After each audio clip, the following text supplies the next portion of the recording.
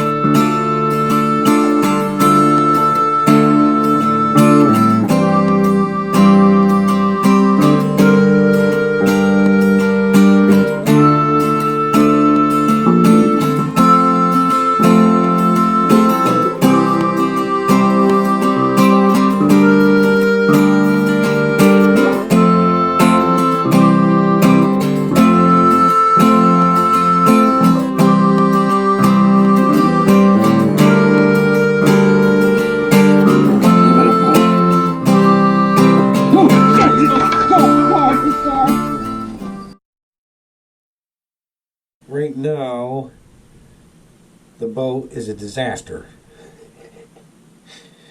Had a lot of projects going. Done a lot of tearing out. And we're in the process now of getting things put back into functional condition. So as we don't have the engine running yet, or the gas tank in yet, we do have the crab tank is finally in and functional. All the plumbing up there is pretty much in and done, other than some clamps and hose clamps, fasteners anyway, hangers.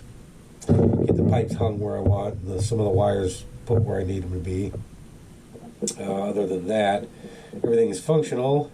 Okay, I don't know what people's work areas look like when they're done with a project, but this is my work area when I'm done with a project.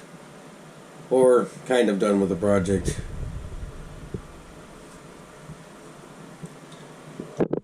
Yep. But, as messy as it is, I do have a shitter. And I do have shitter controls. Oh yeah. Shitter control. At the throne. There's a switch that right now says shower sump. It's on. But it will change to say bathroom or shit house or something. So yeah. So now that the power's on to the bathroom, this switch turns on the toilet and the gauge. And then this switch arms the dump to sea macerator pump. So you can't accidentally dump to sea. You actually have to purposely decide to dump to sea. So anyways, you kick on the system. Holy bright green light.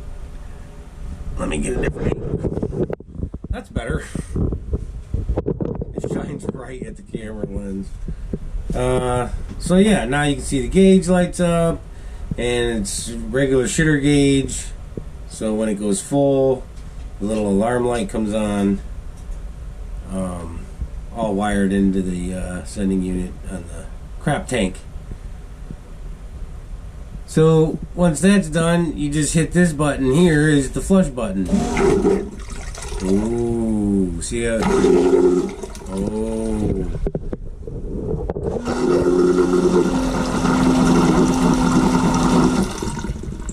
Nice.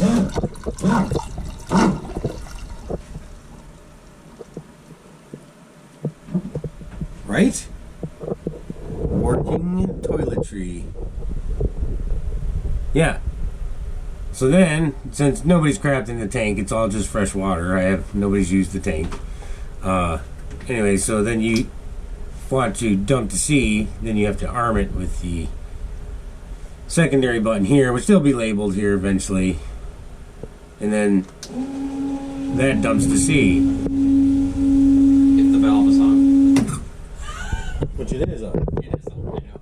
So, I was thinking about what happens if someone tries to run that and the valve is shut. it'll just deadhead. It'll deadhead the motor. Burn up the motor eventually if you let it keep going. Mm-hmm. Yeah. But anyway, so yep. So there. Unarmed. Toilet's flushed. No more peeing in a pan. Well, probably still, but anyways. So the next step really is going to be fuel tank, oil pan, shifter linkages, get the engine back running again, and then of course we have a fridge. I have some ideas, but right now it's looking at probably just going to pull all this and go. I got a different idea. We'll see. But there's a lot of rot still down in between everything, and I'd like to get that cleaned out. One thing we did do that never said anything about, I don't think. I just kind of got it and put it in because I needed it. And that was to... Well, okay, let's start with, first off, I have 300 watts right now of solar panels. At the back of the boat, I need one more 100-watt panel will give me 400 at the back. That being said, I was using a cheap eBay-type controller that is very inexpensive, and actually I've been through quite a few of them already. Probably 5. But they're $12. I just burn them up and I get a new one. But I finally decided enough's enough of that, and I got that. Oh yes, a Renogy Rover 30 amp MPPT. Yep, it's pretty nice.